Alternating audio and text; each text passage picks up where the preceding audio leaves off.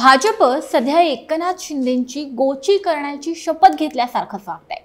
आता एक नवं प्रकरण, भाजपच्या एका माजी नगरसेविकेनं थेट शिंदेंविरोधात टाकलेला लेटर बॉम्ब सध्या राज्यामध्ये खळबळ उडवतोय।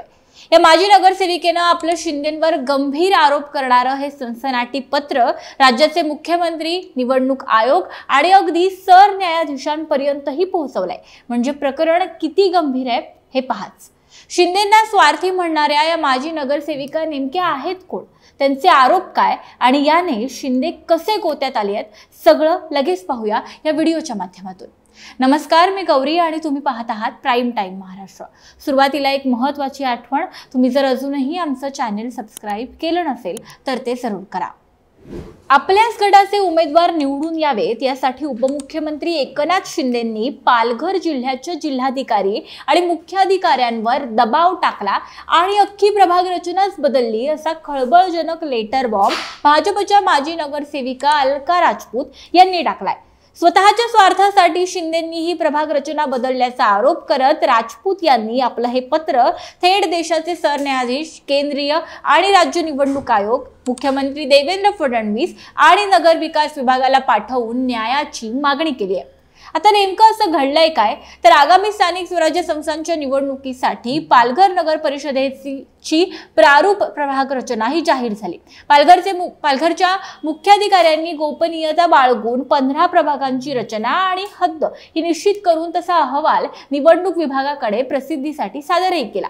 मात्र त्यानंतर शिंदे गटाच्या काही नगरसेवकांनी हा अहवाल सादर करताना प्रशासनानं आपल्याला सांगितलंच नाही अशी तक्रार मनोरेथ केली आणि एकनाथ शिंदेंकडे या संदर्भातली तक्रार गेली।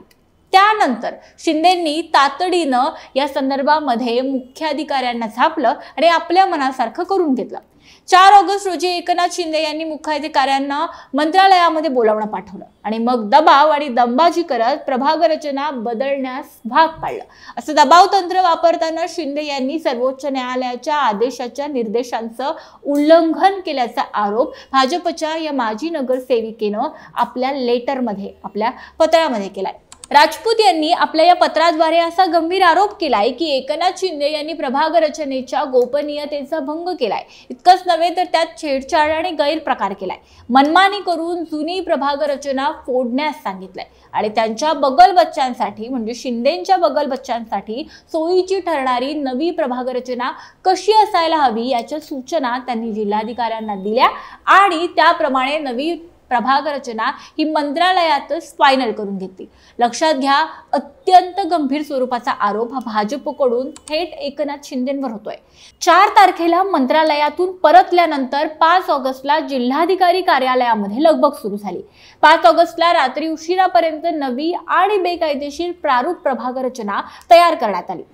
दुसऱ्या दिवशी म्हणजे 6 ऑगस्टला मंत्रालयामध्ये हा प्रस्ताव मागील तारखांच्या सह्या टाकून देण्यात आला। या प्रारूप प्रभाग रचनेच्या झोलमध्ये मुख्याधिकारी आणि जिल्हाधिकारी हे दोघेही जबाबदार आहेत अशा पद्धतीचा आरोप भाजपच्या या माजी नगरसेविकेने केलाय।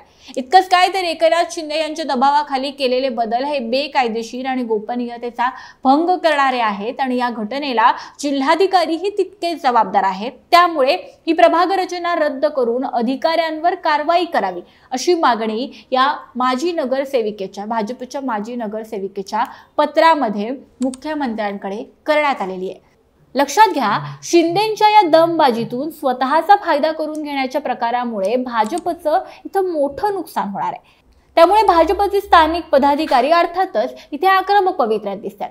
हा लेटर बॉम्ब, त्यातील गंभीर आरोप आणि ते पत्र जिथपर्यंत पोहोचलंय ते पाहता शिंदेंना अडचणीत आणण्याची पद्धतशीर तयारी करण्यात आली आहे असं दिसतंय। आता फक्त या लेटर बॉम्बमुळे शिंदे खरंच अडकणार की सुटणार हे पाहणं महत्त्वाचं आहे। तुम्हाला या सगळ्या प्रकाराबद्दल काय वाटतं आम्हाला कमेंट बॉक्समध्ये सांगायला विसरू नका। त्याचप्रमाणे व्हिडिओ महत्त्वाचा वाटल्यास लाईक करायला विसरू नका। धन्यवाद।